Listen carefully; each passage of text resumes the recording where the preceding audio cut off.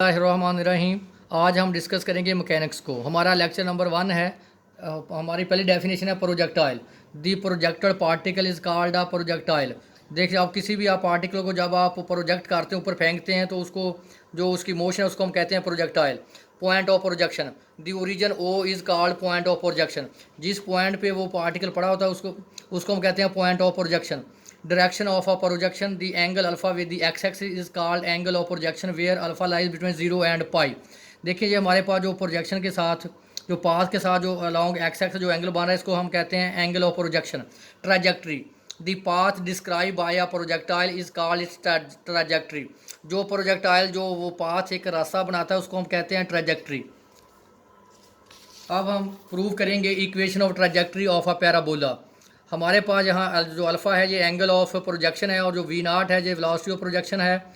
तो जब हम पार्टिकल को फेंकेंगे, जो जो उसका मास है वो m है। जब कुछ चीज़ खला में जाती है, उसकी जो ग्रेविटेशनल फोर्स है वो g है, उसका मास m है, तो हम लिखेंगे -mg(J). तो आप देखिए, ये उसका वर्टिकल कंपोनेंट है और उसका मास m और ग्रेविटेशनल जो फोर्स है वो g है। हमारे पास जो वेलोसिटी के हॉरिजॉन्टल कंपोनेंट है वो वी नॉट कॉज अल्फा है, और जो उसका वर्टिकल कंपोनेंट है वो V naught sine of alpha है। Let P X Y be the position of a particle, जिसको हम डिस्क्राइब करते हैं R is equal to X I plus Y J. Velocity के मैंने कंपोनेंट की फॉर्म में लिखा V naught is equal to V naught cos of alpha I plus V naught sine alpha J. The motion of a projectile, हमारे पर जो projectile की motion है वो क्या है, -mg(J). हमारे पास जो सेकंड लॉ ऑफ मोशन है वो है F is equal to M A, और ए को मैंने लिखा d/r/dt²। तो इसका मतलब F हमारे पास आएगा m d/r/dt²। अब देखें, ये भी F की वैल्यू और ये दोनों वैल्यू को मैंने कंपेयर कर लिया। इक्वेटिंग इक्वेशन 2 और 3, दोनों साइडों से m cancel. d/r/dt² is equal to -g(J). Integration with respect to t, जब इंटीग्रेट करेंगे तो एक डेरिवेटिव खत्म हो जाएगा, -g(T(J) plus a constant of integration. अगर आप देखें तो स्टार्ट पे जो इसकी इनिशियल वेलोसिटी है dr/dt वो v नॉट है, जो इसमें जो इसका टाइम है वो उस वक्त 0 है। तो आप इक्वेशन 4 में पुट कर दें, तो हमारे पास देखें dr/dt v नॉट है, टाइम 0 है। पुट इन इक्वेशन 4, तो v नॉट हमारे पास क्या आ गया, इसको इक्वेशन 4 में मैंने पुट कर दिया। Again differentiate with respect to t, जब दोबारा इंटीग्रेट करेंगे तो डायरेक्ट खत्म हो जाएगा, r आ गया, और t की integrate t² v not t plus b। b यहाँ पे है cons of integration. Point of projection पे उसका डिस्टेंस भी 0 होगा, उसका टाइम भी 0 होगा। आप इस इक्वेशन में t की वैल्यू भी 0 रिप्लेस करें और r को भी 0 रिप्लेस करें, तो b हमारे पास क्या आ गया, 0। तो हमारे पास इक्वेशन बनी r is equal to -g(T)² plus v naught. 0 को मैंने b की वैल्यू कहाँ पुट कर दी, 0। अब देखें r हमारे पास क्या है, X I plus Y J -g(T)² plus V naught की मैंने वैल्यू पुट कर दी। वी नॉट था हमारे पास V naught cos of alpha I plus V naught sine of alpha जे।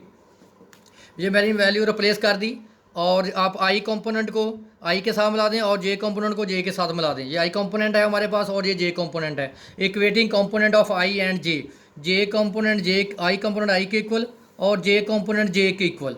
तो हमारे पास इक्वेशन नंबर मैंने इसको बोला 5 और 6। अब क्या करें, इक्वेशन 5 से टी की वैल्यू निकाल लें, x/v0 कॉज ऑफ अल्फ़ा। ये आप इक्वेशन 6 में पुट कर दें।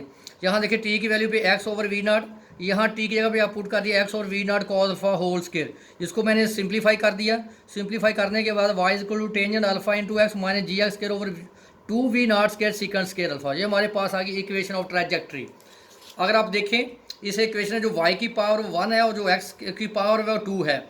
अगर किसी इक्वेशन में एक वेरिएबल सिंगल पावर में हो और दूसरा वेरिएबल डबल पावर यानी स्केयर में हो, तो वो हमेशा जो पाथ होता है, जहाँ वो इक्वेशन होती है, वो पैराबोला को शो करती है।